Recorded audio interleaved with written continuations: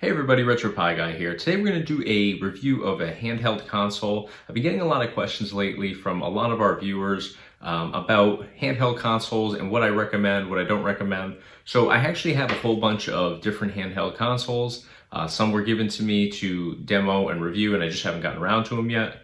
And then I also have this one, which is the JXD S192K Handheld game console, which I think is actually one of the better ones out there on the market. This one's been around for a little while, but it has had some updates in the last 2 years that actually make it a really nice handheld console. So I'm gonna go through, we're gonna do a couple gameplay demos, we're gonna walk through some of the features of this particular handheld, and we'll talk about what we like and what we don't like. All right, so here we have our JXD S192K Singularity Handheld game console. Just looking at this, you can see that there is a camera up here. There's also a camera on the back side. We have our D-pad over here on the left-hand side. We have dual analog sticks. We have our A, B, X, Y buttons here, select and start on the right-hand side. We have our home Windows button here, and we have a back button. Now, all of these analog sticks both have buttons built into them as well. We have, if we flip this around here, you can see that we have here our volume buttons over here. We have the plus and minus to go up and down on volume. We have our HDMI output here to hook this up to a TV or monitor. This is going to be a mini HDMI to regular HDMI cable that you would need, just like the Pieboy DMG handheld console. Here we have our power on and off button. This is how you'll power on and off. You'll just hold this for about 3 seconds. And then we have our left trigger, left shoulder, right trigger, and right shoulder buttons over here as well. So if we flip this over to the backhand side, you can see that we have some information on this here. The quad core, 4GB RAM, 64GB ROM. This is a 7-inch screen, and the resolution is 1920 by 1200. We have our battery capacity information here, and then our model number and all the input voltage and just the JXD information, patent number, all that's found on the back side here. We also have our camera up here at the top, so you can see that this works just like an iPhone would. You have the camera in the front and on the back side, so you can do selfies. I don't find that it works super well. And then down here, we also have a USB port. We have a spot for a audio cable can go in here, or headphones, and then we have an SD card slot as well. So if we turn this back over, we'll actually power this on. So I do want to point out that if you look in the bottom left corner here, I do have a little air bubble here. This isn't an issue with my screen. This is actually a protector that I have on here. It's been on here for a couple years now, so it is getting close to a point where I need to change that out. So it's just air under there. It's no issue with the handheld console in any way, shape, or form. So just want to be clear on that before we get started. So first thing we're going to do is we're going to power this on. We'll just hold the power button. You see that JXD lights up here on the screen. And this is an Android device, and it's loaded with the Gamepad 5 quad core.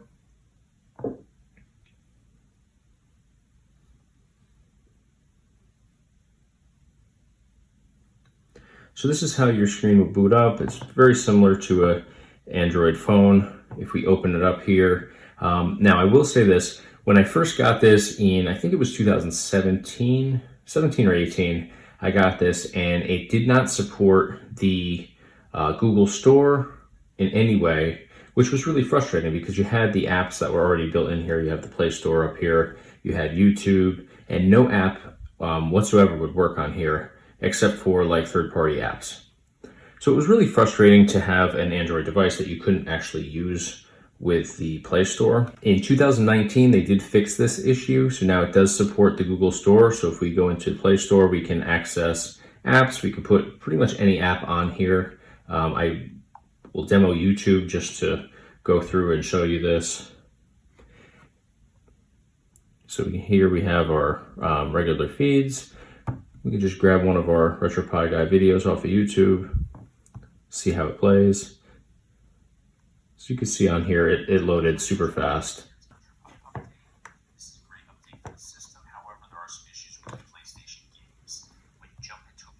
And it is a touch screen, which is really nice as well.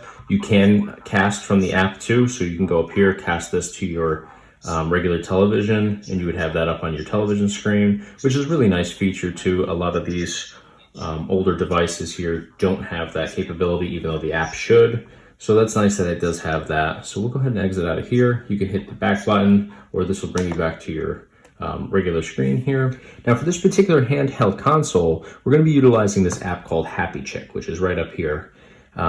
The issue with running off of an app for all of your games is you're always going to be upgrading your app. There's always new updates coming out, which is great. We're constantly building and improving the app in every way, which is wonderful, except for the issue of our console here is staying exactly the same. We're not going inside of our device and changing any of the hardware in here. So eventually you run the risk of your app exceeding what your system can handle. So let's think of an iPhone, for example. If we have an iPhone 4, we take super good care of it.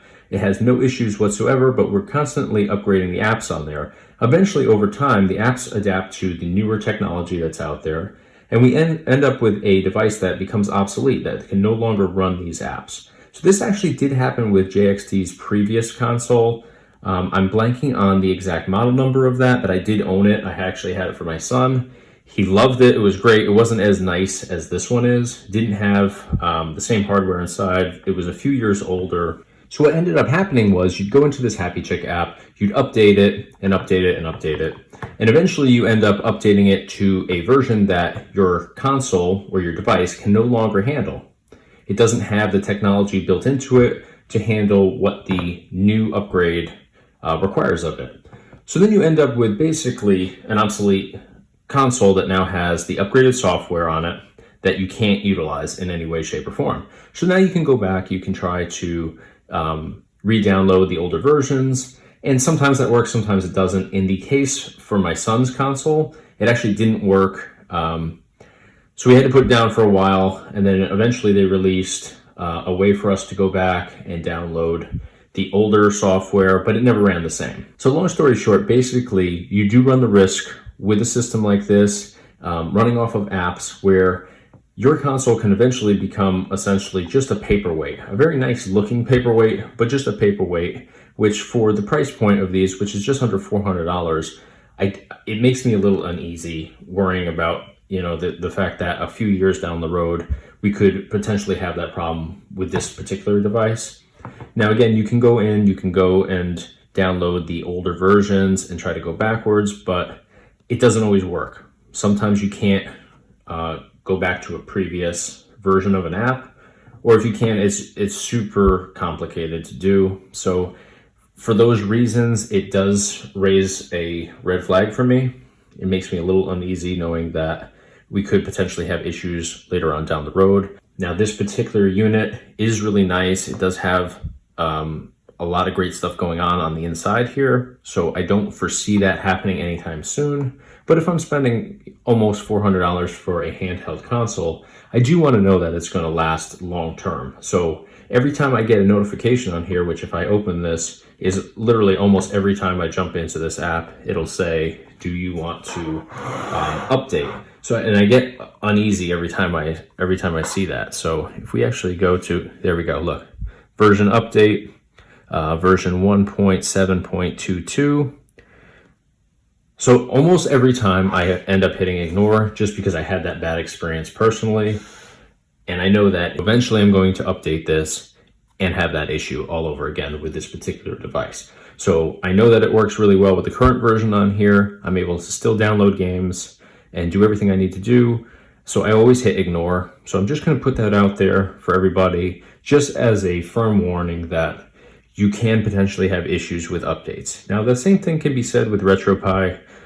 Constantly we're going into RetroPie, we're updating our system and finding that there's a new issue with the newest RetroPie update. So we might end up solving one problem on one hand, but now we end up with this other issue. One of the most recent versions with RetroPie was we did an upgrade that now altered our PlayStation settings, and now we can no longer access our PlayStation games without going in and reverting all of our settings back to what they were on the previous update. So stuff like that can be frustrating, but obviously we can work around those. I just experienced, again, with this particular one where it wasn't that simple. So, you know, just to make everybody aware, I think that's probably the biggest takeaway from this review that we're going to be doing today, is just that warning on here that when using apps for emulation, you could potentially have these issues where your app exceeds what your console can actually handle. So that's all I'm going to say about that for now. We're going to jump into this app. So you do have to turn your gamepad around this way when you do access the main menus here on this particular app. So you can see up at the top here, I'll bring this closer so you can see better. It says categories, ranking, topics, Android, shop, whole bunch of different options there. But if you go into categories, you're going to see all the different game console platforms on here that are available through this app. So we have your typical ones here. It's pretty much everything that you would have on RetroPie, with the addition of there are some Android options. There's some PSP. There's certainly a lot of N64. I think it looks like 648 games for N64. And some of these are going to be duplicates and whatnot. For Sega Dreamcast, there's a pretty solid collection there, 244. I have played a good number of those, and everything works pretty well for the most part. PlayStation has 1193. So again, just a massive selection. We'll jump into one of these just so I can show you. This is the PlayStation one. So you can go down, you can see all the different options that are on here for this platform. Some of these I've downloaded already, and most have images. Most are pretty straightforward in terms of the titling on here, but you will find some that don't match up. So if you go into the search bar, which I'll show you how to do, we'll go back up here. You do have to use the touchscreen here, which you can see can be a little bit touchy, but I do have that air bubble up there in that corner, so that's most likely why I'm having a little trouble there. So you can go in here and search games as well. The only thing about this is sometimes games are misspelled, or they're spelled in a way that the search engine doesn't pick it up well. So, you know, a title that has no spaces, you know, it might say like Sonic and Knuckles, for example, with no spaces. And if you go and type in Sonic and Knuckles with the spaces, you could run the issue of just not finding it ever, because they don't label everything super well. So if we go in here and we just search for, let's just put Sonic, and then we'll hit the search button there. It is a little bit slow, so depending on your Wi-Fi connection and the speed of your internet, you could be staring at this load screen for a little while. I do find that sometimes if you just hit enter a couple times or search, see, it does load in there. So here we have all of our Sonic titles. So here's one, Super Sonic, it says, rather than just plain Sonic. So sometimes they populate in, sometimes they don't. I have been searching for certain games a few times, and then I go into just the regular collection and scroll through, and I eventually find them. So the search engine part of this isn't always super reliable, but not a huge deal. You'll find what you need eventually if you put the time in. So you can hit this back button up here, which this one right here will help you navigate through the app too, which I do because, again, I have that air bubble there that can be pretty frustrating. So for the most part, all of these games do work. There are some that are a little bit too advanced for this, just like we run into with RetroPie. But in the case of RetroPie, if we have a game that RetroPie can't handle, usually it'll spit us right back out to the collection page and won't load any part of it. This will load it, but it might end up with lags or audio cutouts or a screen that kind of flickers. Like there's a NBA 2K from maybe 10 years ago or so that I actually like playing on here, but sometimes it does flicker a little bit. It's not enough to make me not play the game, but it is a little frustrating from time to time.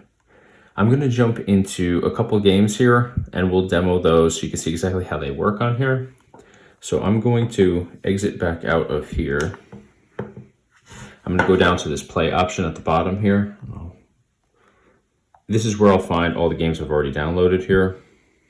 So I'm actually going to jump into James Bond 007 From Russia with Love, which is this one right here. It is the PSP version of this game.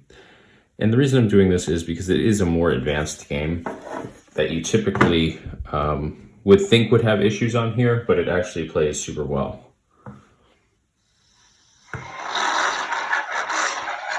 So you can see the sound's really good on this. Picture's super clear.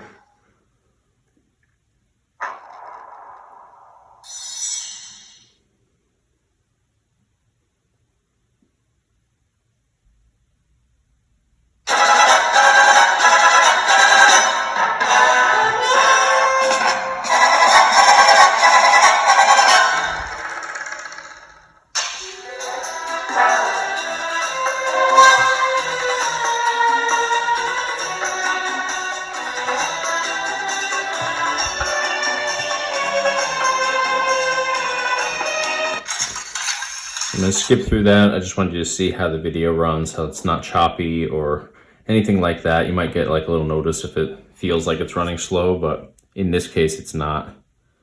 We'll go to no. Let's just start this off fresh. And you can save your progress on any game on here. It's super easy to do.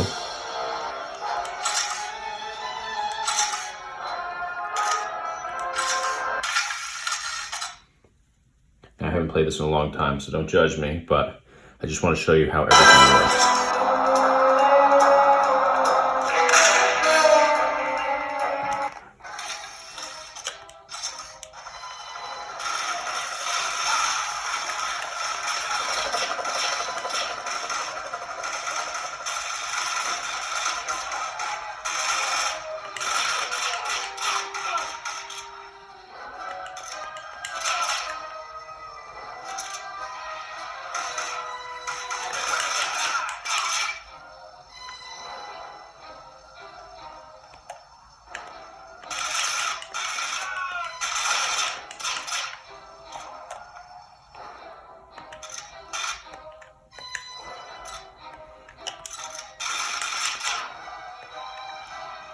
Trying to remember what the controls are for this. It's been a while.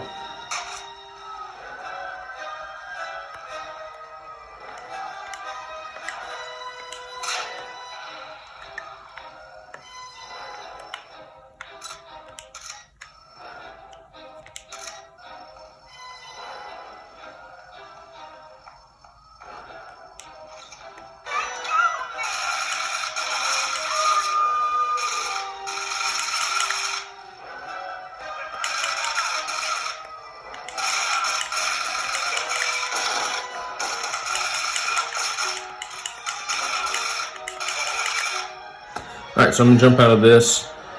You can see everything runs super smooth, and for a PSP game, that's incredible. So to back out, we can hit this back button here. You can exit to menu, you can save on here. And now to load actually a game, if I went in there and I wanted to load it, I can go to archive. And you can see that I have saves on here already. So if I hit play from the archive, it would take me right into where I left off.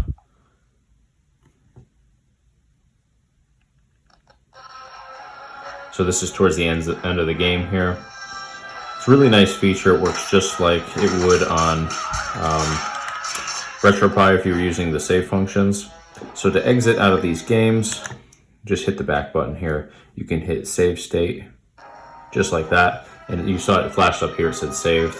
So now if I went back to that previous screen where I loaded it in, I could go and pick up exactly where I left off, which is nice. And it's going to be the same thing for each of those. You can see that the time is today's date, and the time, which is actually wrong, but it is the correct time to what my device says on here. I don't think I ever changed this on the daylight savings times over the last couple of years, so it's way out of whack. So let's go into another game here. These are all what I have previously downloaded. We'll jump into Sonic the Hedgehog. And I am finding that all the buttons work really well on here. There might be some slight lags with certain games, but for the most part, everything's pretty straightforward and working pretty flawlessly.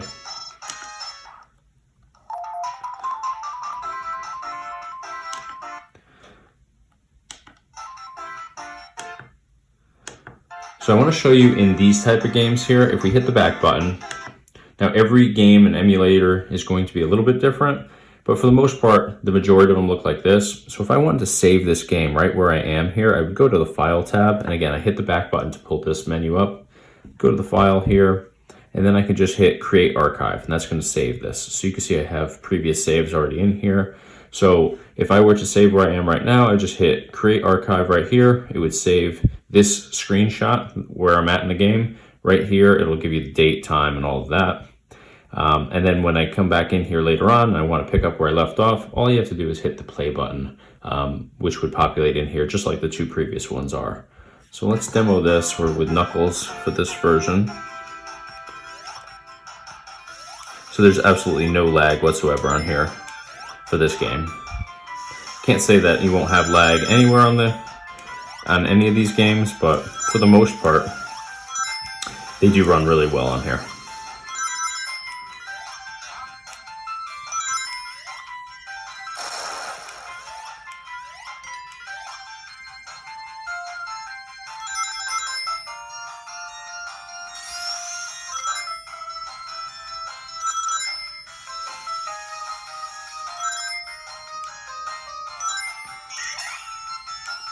All right, so I'm gonna jump out of here, hit the back button, hit quit.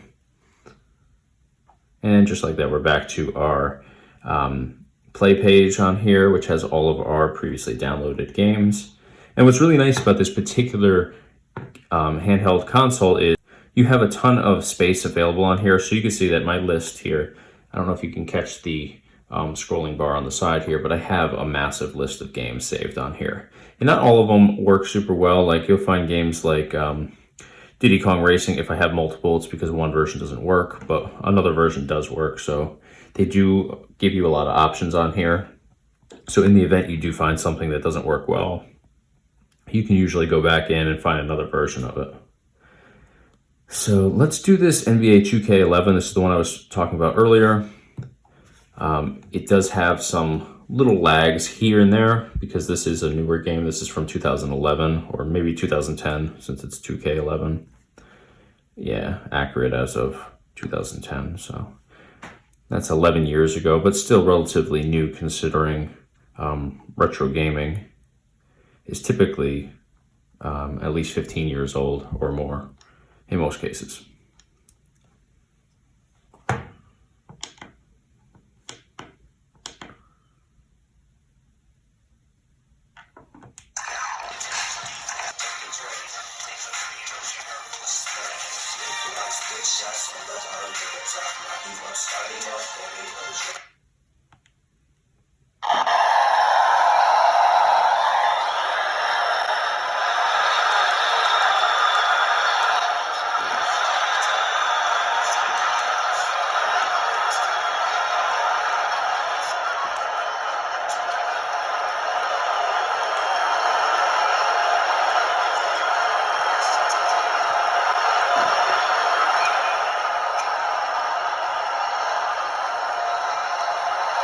So you can see that intermittent little flicker in the background. There's no lag on this game, actually, now that I remember, but it does have that like intermittent flicker in the background just when it starts pulling a little more than what it can handle. So it's really not bad. I haven't played this in a while, but it's definitely a really cool version of 2K, even though it's probably considered a classic at this point. I like that you have the retro teams. Like this is all the 90s players from the East Coast.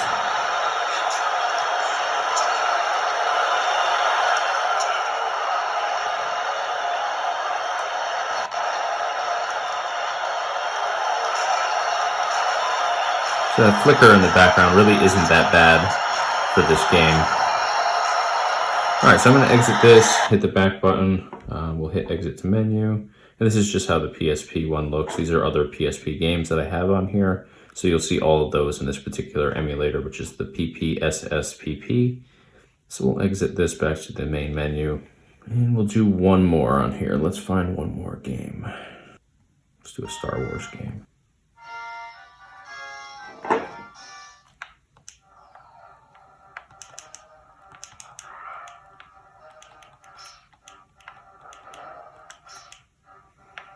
So what I also like about this is you can use the D-pad and the analog.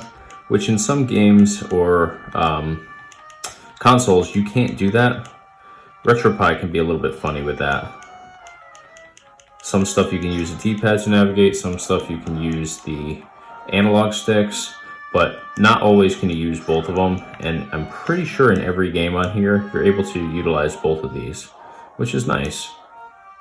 Because obviously the original system that this was meant for, you didn't have that option. You just had the D-pad over here to navigate, which can be a little bit tricky with certain things if you're aiming and trying to go, you know, kind of in between the crosses on here.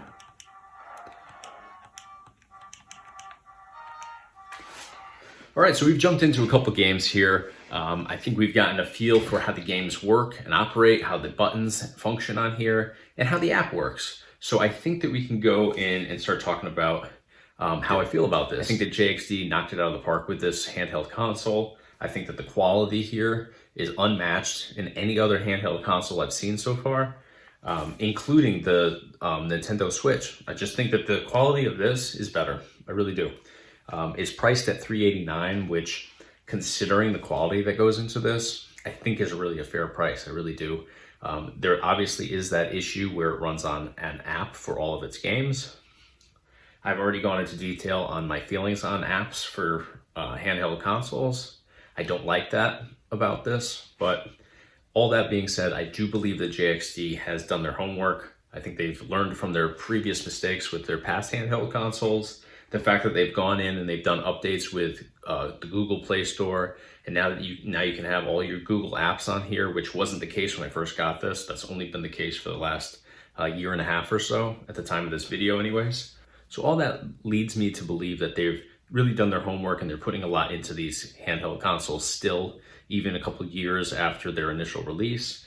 So I don't believe that we're going to see that issue where the app updates exceed what the actual console itself can handle. Not for a considerable amount of time anyways. All that being said, the quality here is unmatched. The buttons work super well. If you look at the analog sticks, which is usually on a handheld device, you can go off of the analog sticks. You can see the quality for the entire unit just off of what they put into these analog sticks. So if we jump in on here, you can see that they just respond so well. There's no snags, there's no binds, nothing like that. If we flick this, it returns to center right away, which is great for PSP games, PlayStation games, anything where you're utilizing these analog sticks. Same thing with arcade games. Now the D-pad here also super high quality. You can navigate in between the crosses on here really well. It rolls super smooth. I like the button layouts here for the menu, you know, the start select, the back button, the home button. So now the camera on the front and the back of this, it's not great. It really isn't. The quality of photos is average at best. Now that being said, when you get something that looks like this, it's not for taking selfies with. I think we all know that. We're buying this to play video games on it. So I don't even use the camera. I don't think that the majority of people would use the camera. Yeah, you could jump on social media with this, but you're not going to be using it to take pictures of yourself and post them as your profile picture. So you're not going to be shooting videos from this and, you know, uploading them to YouTube. So that being said, its primary use here is for gaming. Use it for that. Don't use it for all these other things that you can do with it, but you could do better with your cell phone. YouTube does work well on here. We did a super brief demo on that. The video that I was loading was a pretty decent length video. It loaded up right away. The sound quality on here is great. I actually had to, in the gameplay demo, if you saw, I had to turn it down because it was too loud. So buttons up here at the top, they're not hinged or anything. They're straightforward buttons. They work super well. I don't really like the ones that are on a hinge where you actually have to push them like that versus just straight in. So we don't have that issue here.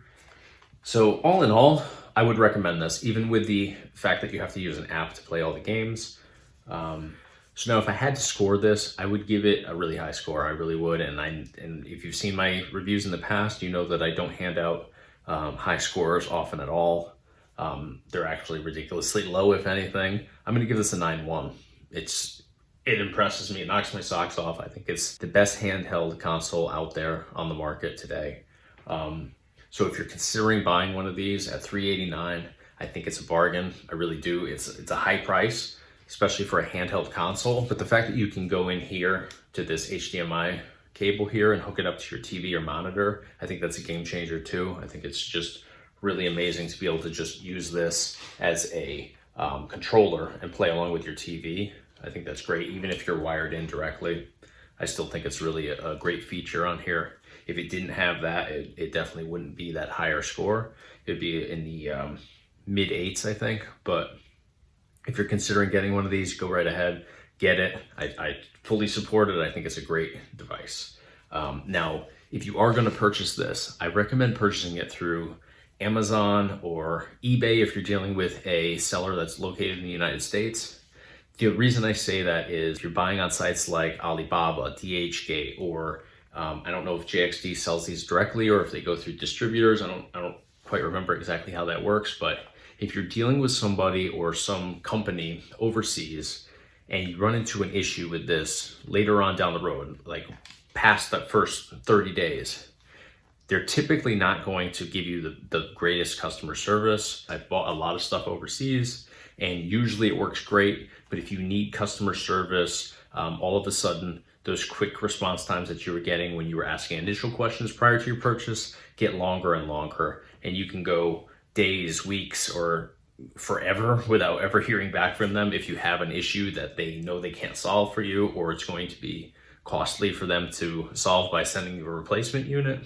If you go off of Amazon, they're going to give you good customer service. Even if you're going off of Amazon and you're dealing with an individual or an independent seller on Amazon, Amazon's still going to look out for you, the buyer, and they're going to make sure that that seller does right by you. So if you end up with a unit that 2, 3, 4 weeks down the road isn't working properly, you're still going to be able to return it, get your money back. So I don't foresee that being an issue with this particular device, but that would be my recommendation if you're going to buy that. Try to go through Amazon. eBay, if you're dealing with a USA seller, eBay does have a lot of sellers that are overseas, so definitely look at the seller's location, because you might be buying on eBay knowing that eBay is a company or a marketplace that's located in the United States.